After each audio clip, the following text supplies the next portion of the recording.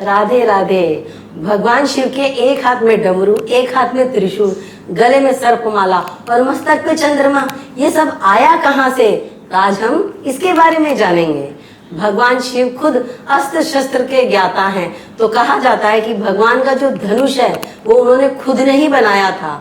और भगवान शिव के त्रिशूल के बारे में कहा जाता है, जब भगवान शिव स्वयं प्रकट हुए थे तो उनके हाथ में ही त्रिशूल था।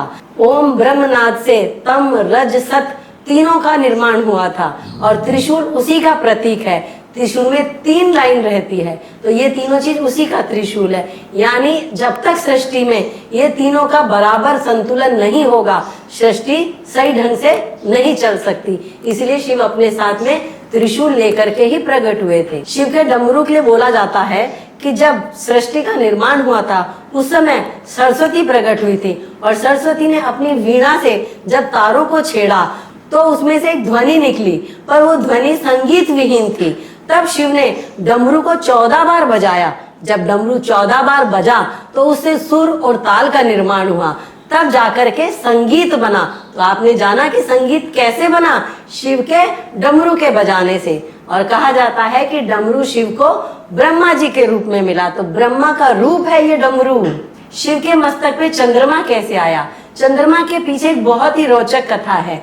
दक्ष प्रजापति की 27 कन्याओं के संग चंद्रमा की शादी हुई। उनमें थी एक रोहिणी। चंद्रमा को रोहिणी से बहुत ही स्नेह था। ये देख के बाकी की सारी कन्याएं ईर्ष्या करती थी, तो उन्होंने जाके अपने पिताजी से ये बात कही। तो पिताजी ने चंद्रमा को श्राप दे दिया कि तुमको क्षय रोग हो जाएगा। ये सुन के चंद्रमा के होश उड़ गए। उन्होंने जाके माफी मांगी, पर दक्ष प्रजापति ने नहीं सुनी। तब चंद्रमा ने शिव जी की भक्ति करी। भक्ति में ही शक्ति है, और उस भक्ति से प्रसन्न होकर शिव जी ने चंद्रमा को अपने मस्तक पे बिठाया और उनको श्राप से मुक्त करते हुए कहा, मैं पूरा श्राप तो मुक्त नहीं कर सकता, लेकिन हाँ मैं ये बोल सकता हूँ कि तुम 15 दिन में घटोगे और बढ़ोगे, तुम्हारा क्षय नहीं होगा। तो आज हम जो देखते हैं चंद्रमा घट रहा है, बढ़ रहा है, ये उनके श्राप की वजह से ही है, लेकिन भक्ति की शक्ति से वो श्राप से मुक्त भी हुए। और शिव जी के गले में है सर्प। ये सर्प आया कहाँ से? इनका नाम है वासुकी नाग। ये समुद्र मंथन के समय में रस्सी बना के इनको समुद्र का मंथन किया गया था।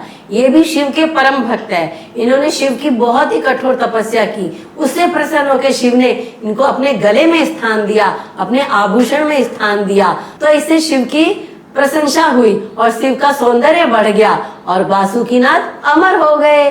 तो आपने आज जाना कि शिव के हाथ में डमरू, त्रिशूल, धनुष और ये नाग और चंद्रमा कहाँ से और कैसे आए, और हमें उनका मनमोहक रूप देख के खुशी मिलती है, प्रसन्नता होती है। तो सब मिलके एक बार बोले, हर हर महादेव, शिव शंकर भोलेनाथ की जय हो। अगर आपको ये वीडियो पसंद आया है तो इसे लाइक कीजिए, इसे शेयर कीजिए और ऊपर दिए गए बटन को क्लिक करके फॉलो कीजिए और जुड़े रहिए हमारे संग राधे राधे में। मेरे इस पेज में और भी बहुत सारे वीडियो हैं, आप उनको भी देखिए और जुड़िए हमारे संग राधे राधे में।